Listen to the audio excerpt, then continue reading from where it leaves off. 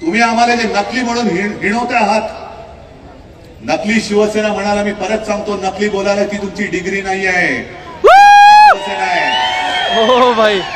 आणि या शिवसेनेचा दंडा काय असतो तो तुम्हाला 4 जूनला महाराष्ट्राच्या मतपेट्या उघडल्यानंतर कळेल।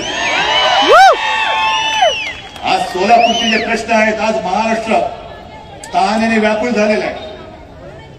सोलापूरचे प्रश्न आहेत, पाण्याचा प्रश्न, आणि जमलेल्या माझ्या तमाम देशभक्त बांधवांना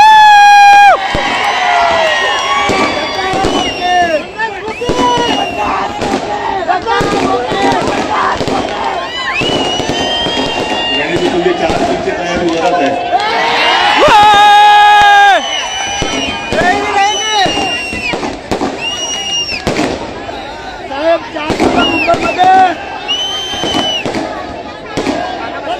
बहुत ही खूबसूरती से जो है उद्धव बाला साहब ठाकरे जी, जो पूरे महाराष्ट्र की शान है, उनका जो है भाषण यहाँ पर शुरू हो चुका है। पूरी सोलापुर शहर की पब्लिक यहाँ पर उत्साह में, आप देख सकते हैं।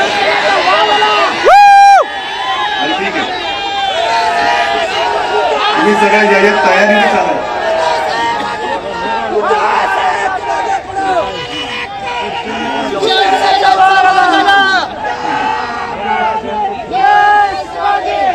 बऱ्याच दिवसानंतर मी तुम्हाला नाव फक्त जरा विचित्र आहे म्हणून मी घेतो। बऱ्याच दिवसानंतर सोलापूरमध्ये आलोय। आजपर्यंत ज्या वेळेला आलो त्यावेळेला मी कोणासाठी आलो होतो तुम्हाला माहितीये, आणि आज जे आलो ते त्यांना गाणं म्हणून सांगायला आलेलं आहे। शिंदे साहेब, आपण बाळासाहेबांची आठवण काढली, आणि तुम्हालाही कल्पना असेल की सुशील कुमारजी आणि आपले बाळासाहेब हे अतिशय जवळचे मित्र। या दोघांनी एक पथ्य जरूर पाळलं की राजकारण आणि आपली मैत्री यांची भेसळ नाही होऊ दिली। जी मतभिन्नता होती ती बाळासाहेबांनी पण आणि सुशील कुमारजींनी पण न लपवता सगळ्यांसमोर मांडली, बरोबर, आणि मैत्री पण जपली। हल्ली कोणाला मित्र म्हणायचं म्हणजे पाठ सांभाळावी लागते, बरोबर आहे। कारण हल्लीचे गद्दार आहेत, गद्दार गद्दार गद्दार। आजच तुमच्याकडे भाकड जनता पक्षाचे नेते येऊन गेले, बरोबर आहे ना? बरोबर आहे। कारण शिवसेना प्रमुख त्यांना काय म्हणायचे? कमळाबाई, कमळाबाई। आणि कमळाबाईचे एक नेते नरेंद्र मोदीजी येऊन गेले। सध्या सगळे इकडे फिरतायत, महाराष्ट्रभर फिरतायत, देशभर फिरतायत,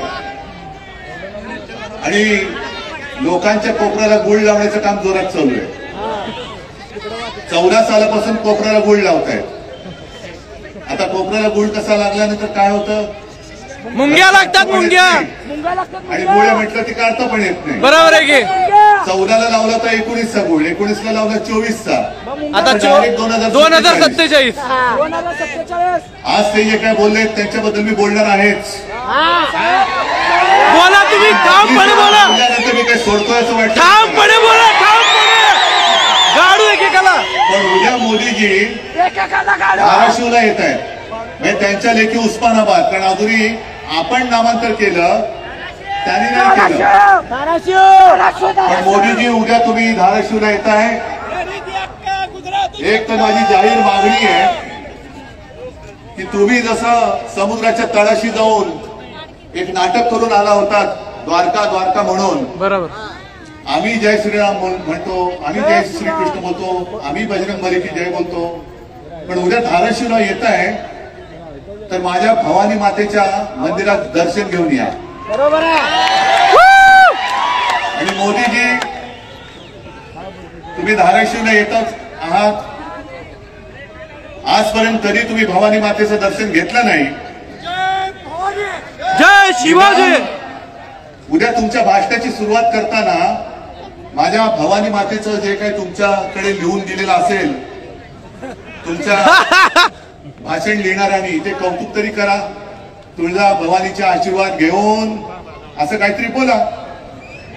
आणि जर तुम्ही बोलला नाहीत तर तुमच्या मनात माझ्या महाराष्ट्राबद्दल आणि माझ्या भवानी मातेबद्दल आकर्ष आहे असं संपूर्ण महाराष्ट्र समजेल.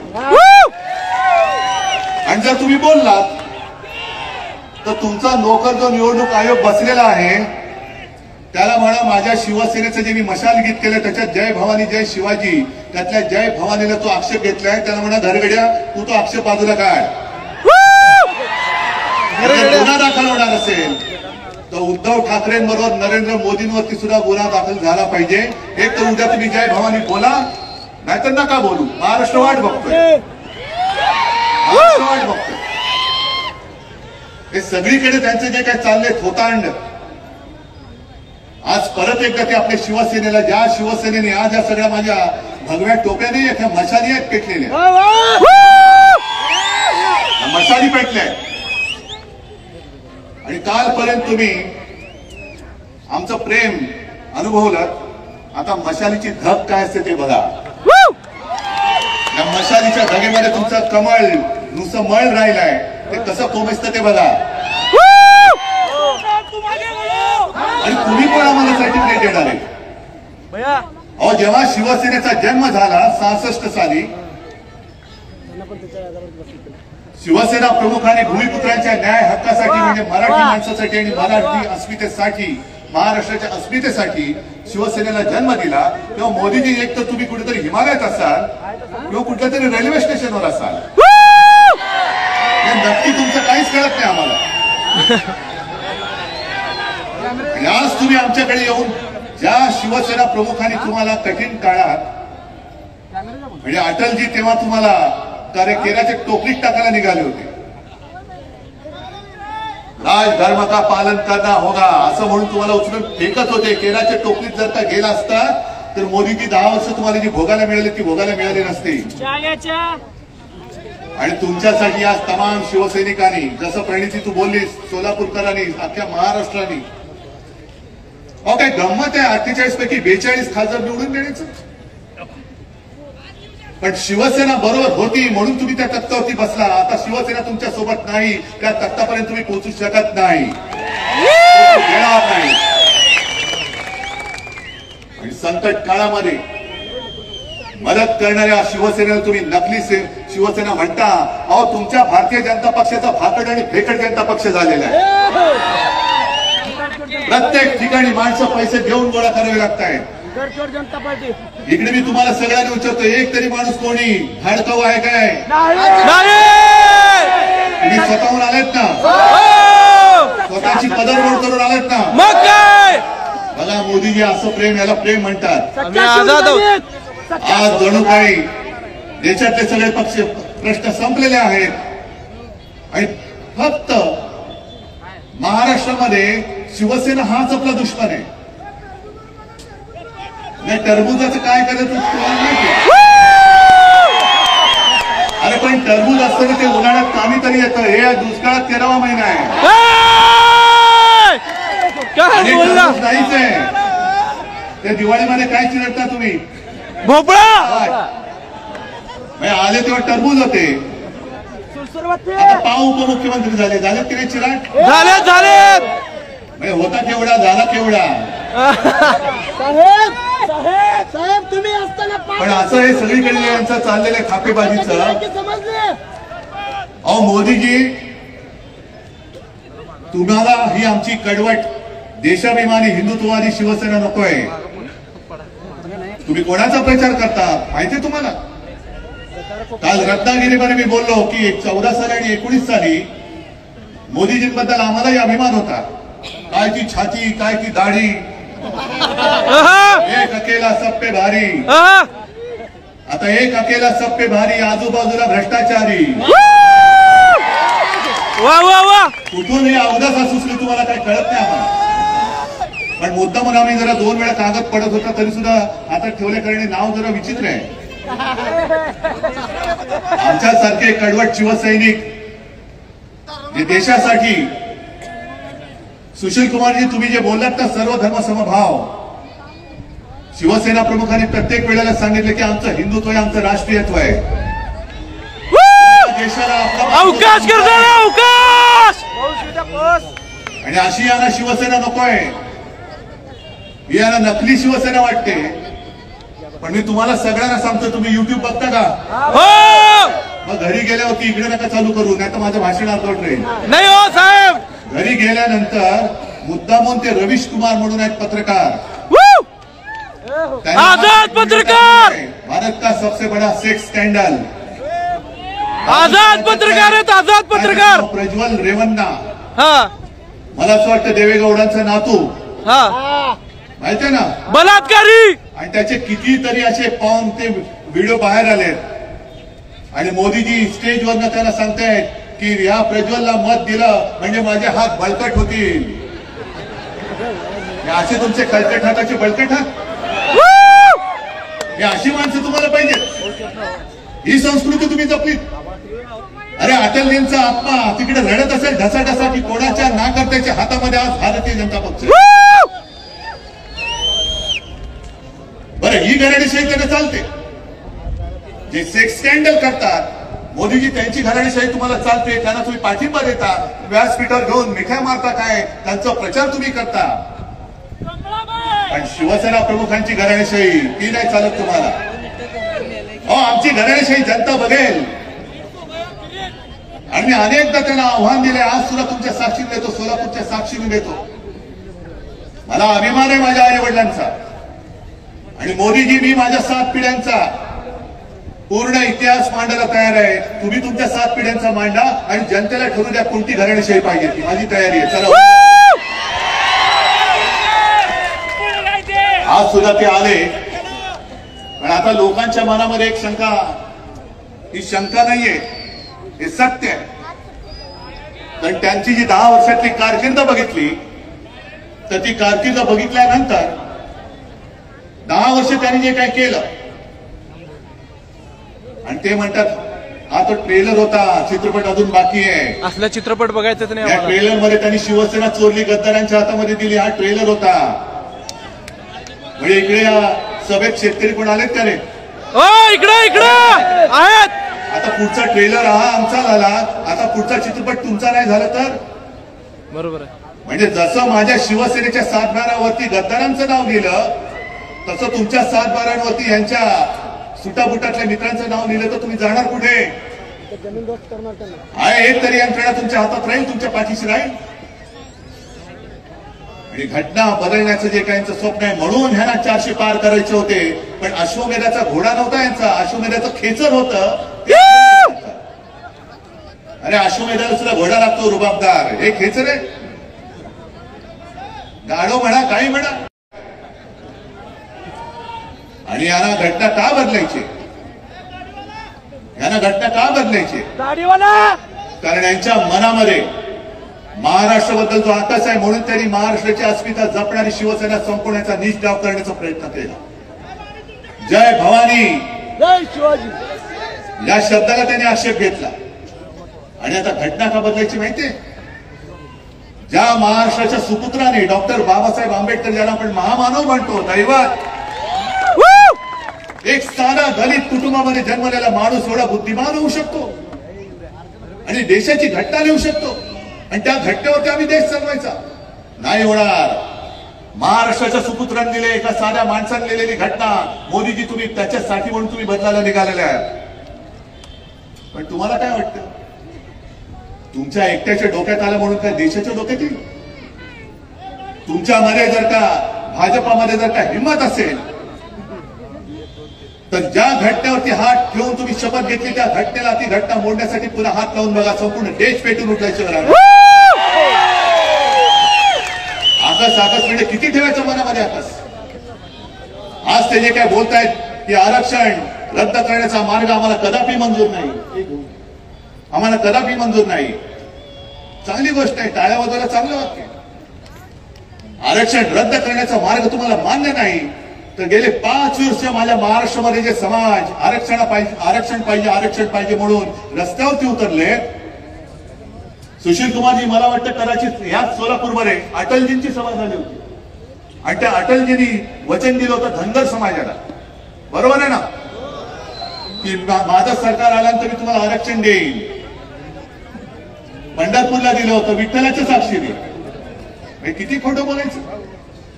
अहो, विठ्ठलाच्या साक्षीने दिलेलं वचन तुम्ही, अटलजींची वर्ष गेली, यांची 10 वर्ष गेली, मध्ये माझा मराठा समाज उभा राहिला, पण आरक्षण द्यायला तयार नाहीत. आणि आरक्षणाला आम्ही सत्ता लावणार नाही. मग द्यायचं होतं ना आरक्षण. आणि संपूर्णपणे हे आरक्षण देणं 50% वरती जाऊन आरक्षण देणं हे लोकसभेच्या हातामध्ये. मी वारंवार सांगितलेलं आहे, ज्याप्रमाणे त्यांनी दिल्ली सरकारचे, दिल्ली म्हणजे केजरीवाल सरकारचे अधिकार कोर्टाने त्यांना दिल्यानंतरही तत्काळ लोकसभेमध्ये बहुमताच्या, पाशवी बहुमताच्या जोरावरती तो निर्णय बदलला आणि दिल्ली सरकारचे, केजरीवाल सरकारचे अधिकार काढून घेऊन स्वतःच्या हातात घेतले. तसे माझ्या आरक्षणाच्या बाबतीचा निर्णय मोदीजी तुम्ही आजपर्यंत लोकसभेत का घेतला नाही हे उद्याच्या सभेत आम्हाला सांगा. मग काय नक्की सांगा आम्हाला उद्याच्या सभेत. आरक्षण काढणं आम्हाला मंजूर नाही. अहो, आरक्षण काढण्याची हिंमत करून दाखवा तुम्ही. लोकांच्या मनामध्ये जी भीती आहे ती हीच भीती आहे की हे घटना बदलायला निघाले. आरक्षणाचं, आमच्या न्याय हक्काचं काय होणार. आणि महाराष्ट्राच्या सुपुत्रांनी, महामानव डॉक्टर बाबासाहेब आंबेडकरांनी लिहिलेली घटना, अरे त्यांच्या पोटामध्ये जे मुरडा उठतो तो तोच आहे की साध्या कुटुंबात जन्मलेला माणूस हा एवढा बुद्धिमान कसा होऊ शकतो. त्याला लोक दैवत मानतात. मी किती वेळा सांगतोय, कितवा अवतार हे सांगतो, पण मला अजून देव मानत नाही, पण बाबासाहेबांना दैवत मानताय. या सगळ्या गोष्टींचा विचार केल्यानंतर मला काही जण विचारतात, जसं एक 4 दिवसापूर्वी मुंबईत वर्षा गायकवाड आली होती घरी, मला प्रेसने विचारलं शिवसेनेची मतं काँग्रेसला ट्रान्सफर होणार का. म्हटलं का नाही होणार, कारण काँग्रेसच्या हातामध्ये आज मशाल आहे. मग काय त्याच्यामुळे हातामध्ये मशाल घेऊन आम्ही विजयाची तुतारी फुंकणार आहोत. काय अडचण काय. भाजपा म्हणजे ब्रह्मदेव नाहीये. भाजपा म्हणेल तेच हिंदुत्व, भाजपा म्हणेल तोच देशप्रेमी, आणि भाजपच्या विरुद्ध बोलेल तो देशद्रोही. हे नाही, हे ब्रह्मदेव नाही आहात तुम्ही. आणि पुन्हा एकदा सांगतो मोदीजी, तुम्ही आम्हाला जे नकली म्हणून हिणवता आहात, नकली शिवसेना म्हणाला, मी परत सांगतो, नकली बोलायला ती तुमची डिग्री नाही आहे, शिवसेना आहे. हो भाई. आणि या शिवसेनेचा दंडा काय असतो तो तुम्हाला 4 जूनला महाराष्ट्राच्या मतपेट्या उघडल्यानंतर कळेल. आज सोलापूरचे जे प्रश्न आहेत, आज महाराष्ट्र तहानेने व्याकुळ झालेला आहे. सोलापूरचे प्रश्न आहेत, पाण्याचा प्रश्न आहे. प्रणिती, तू सगळं व्यवस्थित सांगितलेलं आहे. म्हणजे मी मुख्यमंत्री म्हणून जेव्हा प्रणिती बोलायची सभागृहात ते मी ऐकलेलं आहे. आणि हाच आवाज आपल्याला लोकसभेमध्ये पाठवायला पाहिजे. आणि या भारतीय जनता पक्षाची जी नीती आहे, वापरा आणि फेकून द्या, वापरा आणि फेकून द्या. शिवसेनेचा वापर केला. 14 साली पंतप्रधानपदी बसले. 14 साली ऑक्टोबरमध्ये अचानक आपली युती तोडून टाकली. काय कारण होतं. 19 साली सुद्धा पंतप्रधानपदी बसले. मी तुळजाभवानीची शपथ घेऊन सांगितलं की मी बाळासाहेबांना दिलेलं वचन आहे की शिवसेनेचा मी मुख्यमंत्री करून दाखवेन. आणि हे वचन अमित शहाना मी सांगितलं होतं, त्यांनी मान्य केलं होतं, पण मोडला शब्द.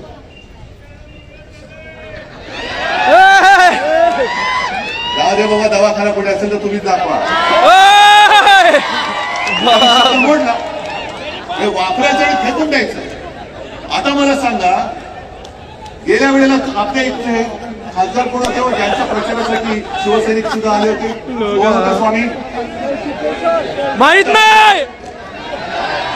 गेल्या वेळेला का दिले होते, कारण त्यांच्या भक्तांची मतं पाहिजे, बरोबर ना.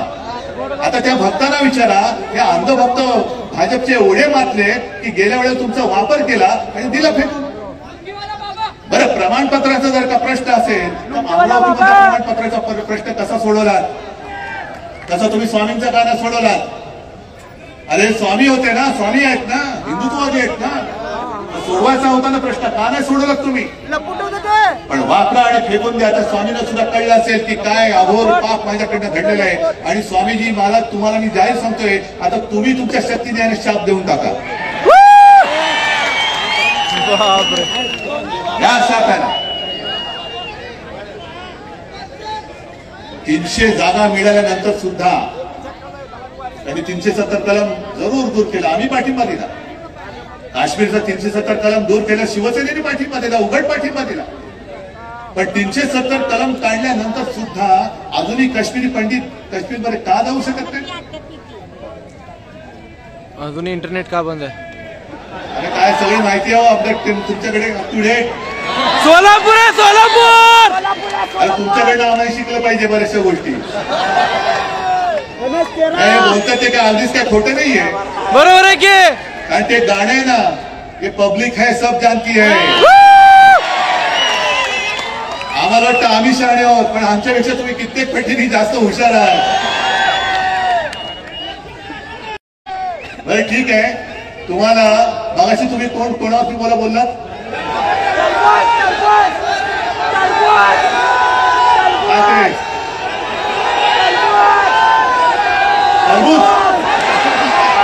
तरबूज.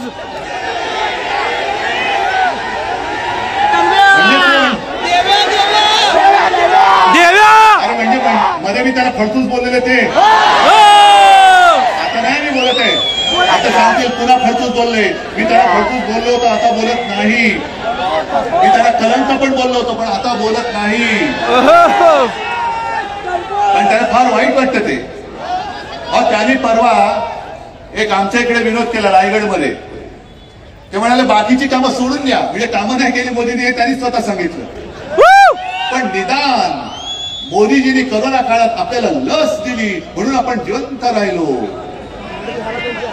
म्हणजे जे काही संशोधक आहेत ते काय गवत उपटत बसले होते. मोदी एवढे सगळं ब्रह्मांड त्यांना माहिती आहे. मोदीजींनी लस बनवली. अहो आम्हाला अभिमान आहे की लस जी बनली ती माझ्या महाराष्ट्रामधल्या पुण्यामध्ये बनलेली आहे. मग काय बनवलेली आहे आणि तिथून मोदीजींनी तिकडनं घेतली. पण मोदीजींनी जरी लस दिली असली तरी मोदीजींनी लस ती अशी काय हवेत नाही सोडली. खेड्यापाड्यामध्ये महाराष्ट्र सरकारने शासन यंत्रणा वापरून प्रत्येकाला लसीकरण केलं. तरी महाराष्ट्र सरकारच्या यंत्रणेचं कौतुक केलं पाहिजे. मग काय? आणि महाराष्ट्र कसा वाचला माहितीये? करोना काळामध्ये देशात नंबर 1 चा मुख्यमंत्री म्हणून माझा उल्लेख झाला होता. तो नंबर 1 माझा नव्हता, नंबर 1 तुमचा होता. जे तुम्हाला सांगितलं ते तुम्ही ऐकलं ना? हे खरं लोकांना वाटत होतं हा हे बोलतायत कठीण आहे, तसं काही लोक ऐकणार. तोंडाला मास्क लावा, घरी राहा, बाहेर पडू नका, 2 हात दूर राहा. मी जे सांगितलं ते तुम्ही ऐकलं म्हणून आणि म्हणून महाराष्ट्र वाचला. मोदीजी तुमची लस नंतर आली आणि मुळात तुम्ही लस दिलीच नाही. लस माझ्या महाराष्ट्रामध्ये बनली. पण ती लस मिळवण्यासाठी सुद्धा महाराष्ट्र सरकारला केंद्राकडे किती विनवण्या करायला लागल्या. बरोबर. आधी लोकांना जमवायचं, जमवल्यानंतर लक्षात यायचं की अमुक एका केंद्रावरती एवढी लोक आलेत पण तेवढा लसचा पुरवठाच होत नाहीये. मग केंद्राला सांगितलं, केंद्र सांगायचं थांबा जरा, आधी आम्हाला इकडे देऊ द्या, आधी आम्हाला तिकडे देऊ द्या. हे सगळे तुम्ही सगळे चाळे केलेत.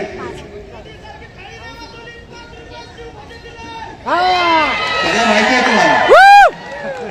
बरं जाऊ दे, करोनाचा विषय तुम्हाला माहिती आहे. मला सांगा 10 वर्षामध्ये खरंच प्रामाणिकपणे हात वर करून सांगायचं किती जणांच्या खात्यात 15 लाख रुपये आलेत? एकाने तरी हात वर करून सांगायचं. नाही आले. आले नाही. कोण देणार होतं बोलले? मोदी. आणि भाजपच्या खात्यात किती आले? 6000 कोटी. निवडणूक रोख्यातून किती आले? 6000 कोटी. मोजायच्या पलीकडे. मोजायच्या पलीकडे.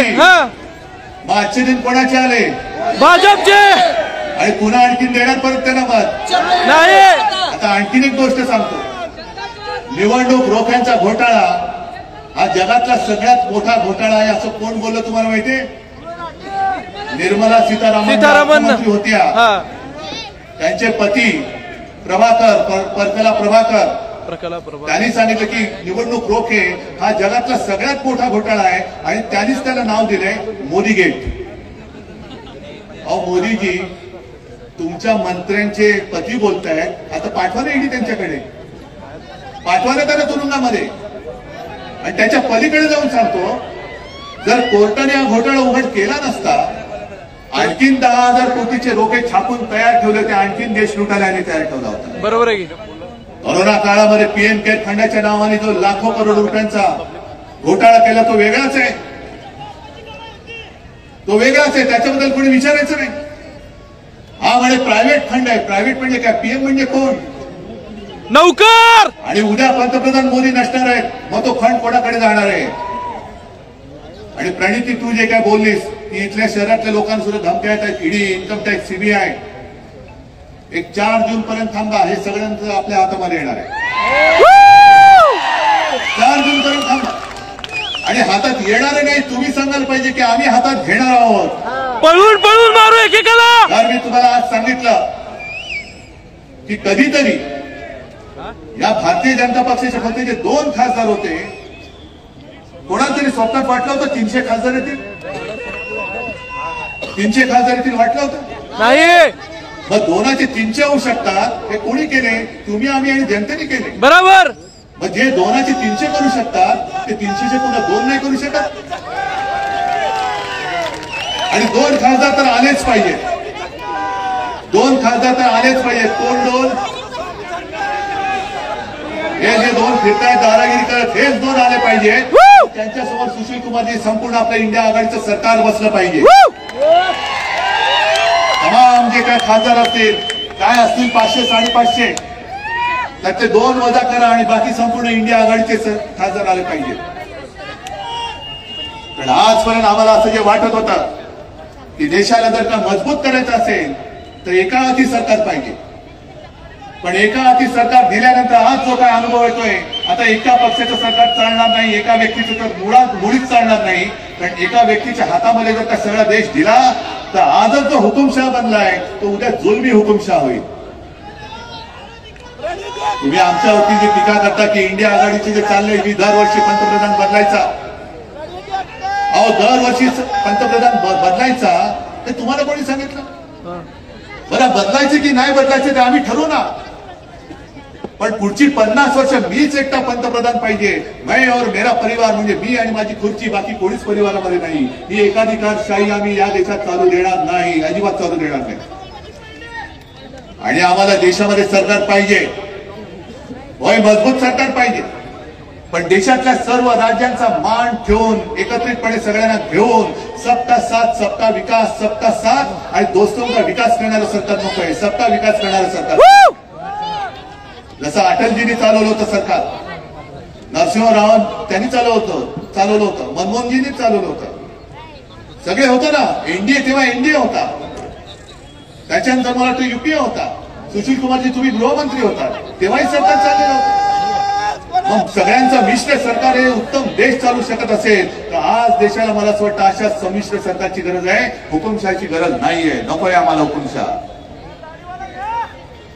नाही त्याची तर तुम्हीच हजामत करणार. मी काय मी चोरांवरती बोलत नाही, गद्दारांवरती बोलत नाही, दिल्लीमध्ये चाव्या दिल्या जातात त्यांच्यावरती तर अजिबात बोलत नाही.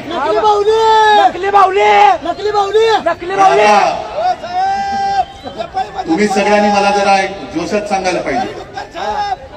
मी मुद्दा म्हणून आलोय प्रणितीला, मला माहिती नाही मी किती तिच्यापेक्षा मोठा आहे वयाने. सुशील कुमारजी मला आशीर्वाद देतात, पण प्रणिती मी तुला वयाच्या याने आशीर्वाद द्यायला आलोय, हो आशीर्वाद द्यायला आलोय. प्रणिती तुला मी तुझा मोठा भाऊ म्हणून शुभेच्छा द्यायला आलोय, हो तुला शुभेच्छा द्यायला आलेलो आहे. हे सगळे माझे तुझे सगळ्यांचे मोठे भाऊ, छोटे भाऊ, बहिणी, माता भगिनी इकडे बसलेले आहेत, हे सगळे इकडे तुला आशीर्वाद द्यायला आलेले आहेत. आणि आशीर्वाद नुसते शाब्दिक नकोय. हे जे काय मला माहिती आहे उमेदवार समोरचा कोण आहे, बाहेरून पार्सल आणले म्हणतात, समोसा म्हणलेला का, हे सगळं काही इकडनं जे बाहेर नेत आहेत, महाराष्ट्राचे उद्योग बाहेर नेत आहेत, पण कांद्यावरती निर्यात बंदी अजून आहे. तशी आता ही इथली समोसा म्हणलेला जे काही बाहेर आलेले उमेदवार आहेत त्यांची निर्यात करून टाका परत देऊन टाका. त्याच्यानंतर जी बाहेरची पार्सल जी येतात इकडे ना त्यांना सांगा इकडे सोलापूरकर समर्थ आहेत. सोलापूरचा जो माणूस आहे तो असल सोलापूरकराला त्यावेळेला निवडून देणार. आणि सुशील कुमारजी तुमची कारकीर्द तुमच्यावरती प्रेम करणारे असंख्य इकडे सोलापूरकर आहेत. आडाम मास्तर इकडे आलेले आहेत. मला आता मगाशी भैया देशमुख भेटले ते सुद्धा पाठिंबा द्यायला आलेले आहेत. सगळे सोबत आलेले आहेत. राष्ट्रवादी आहे आप आहे सगळेजण एकत्र आल्यानंतर मला प्रणितीचा विजय नुसता साधा सुद्धा नकोय. दणक्यात मला हात वर करून सांगायला पाहिजे की समोरच्याचं डिपॉझिट जप्त करून आम्ही प्रणितीला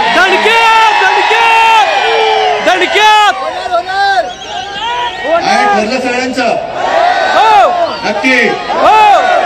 मग विजयाच्या सभेला येऊ.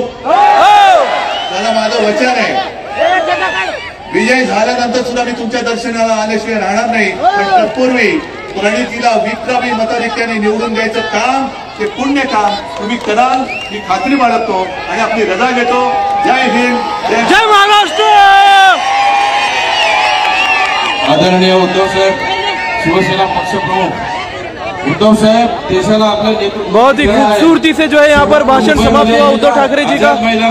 प्रणिताई शिंदे यांना व महाविकास आघाडीला आदरणीय उद्धव साहेब ठाकरे आदरणीय शरदचंद्रजी पवार साहेब आणि आदरणीय नानासाहेब पटोले व देशाचे नेते आदरणीय सुशील कुमारजी शिंदे साहेब या चौघांच्या मार्गदर्शनाखाली आपल्या महाराष्ट्र राज्य जनहित शेतकरी संघटनेच्या वतीनं भैया देशमुख या नात्यानं माझ्या सोलापूर जिल्ह्यातल्या तमाम कष्टकरी शेतकरी कामगार दीनदलितांच्या वतीनं मी त्यांना जाहीर पाठिंबा देतोय. आणि या महाराष्ट्रातले एकनाथ शिंदे देवेंद्र फडणवीस आणि अजित पवार हे अमर अंतरे या तिघांचा पिक्चर गोल झालेला आहे. आता ब्रह्मा विष्णू महेशाचा तिघांचा जोडा आहे. उद्धव साहेब नानासाहेब पटोले आणि आदरणीय शरदचंद्रजी पवार साहेब मी त्यांना जाहीर पाठिंबा देतो. राष्ट्रगीताने या कार्यक्रमाची कुटुंब प्रमुख शिवसेना पक्षप्रमुख उद्धव साहेब तुमच्या नेतृत्वाची संपूर्ण देशाला गरज आहे. आज अतिशय चांगल्या पद्धतीनं या ठिकाणी सर्व शिवसैनिकांनी या कार्यक्रमाला आले. सामूहिक राष्ट्रगीतानंतर हा कार्यक्रम संपणार आहे. सर्वांनी मिळून आपण सामूहिक राष्ट्रगीताला सुरू करूया. अधिनायक जय हे भारत भाग्य विधाता पंजाब सिंधु गुजरात मराठा द्राविड उत्कल बंग विंध्य हिमाचल यमुना गंगा उत्कल जलधि तरंग तव शुभ नामे जागे तव शुभ आशीष मागे गाहे तव जय गाथा जन गण मंगलदायक जय है भारत भाग्य विधाता जय है जय है जय है जय जय जय जय है जय जय मातरम मातरम विजय सो. सभेसाठी उपस्थित झालेल्या तमाम शिवसैनिकांचा महाविकास बहुत ही खूबसूरत. पदाधिकारी